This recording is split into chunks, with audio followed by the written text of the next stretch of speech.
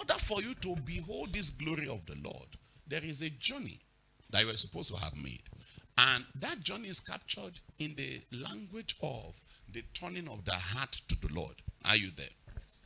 This whole idea of turning, I'm sure you remember in Moses' experience with the God of glory. When Moses was tending the flock of his father Jethro, and on one of those hot days in the Middle Eastern desert lands, the Bible says Moses, as he tended the flock of his father-in-law, he saw a bush that was set on fire. The bush burned, but it was not consumed. So what did Moses do?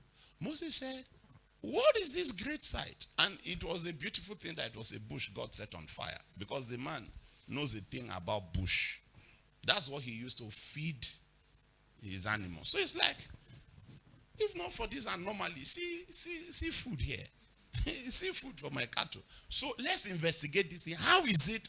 And he now looked and realized that the bush was on fire, but the bush was not being consumed. So what did Moses say? Moses said, I will now turn aside and see this great sight.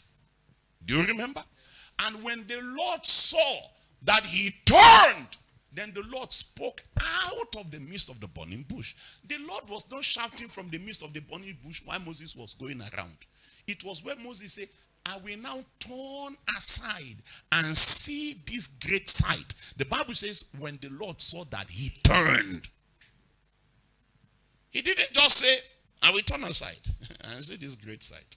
He eventually actually did what? He turned. Until the man turned, the Lord did not speak. God had already said the context for the encounter with Moses. Moses is about to bump into the God of glory. But whether things will progress from this state, it's as if you have set the room, like say, all things are ready. Like we did in this auditorium. We couldn't do beyond what we did. After we set this place, whether you will be here or not, now depends on you. You are going to have to bring yourself into this space. But this space was set before you came. It was that sort of thing. God was trying to have an appointment, to keep an appointment with a man.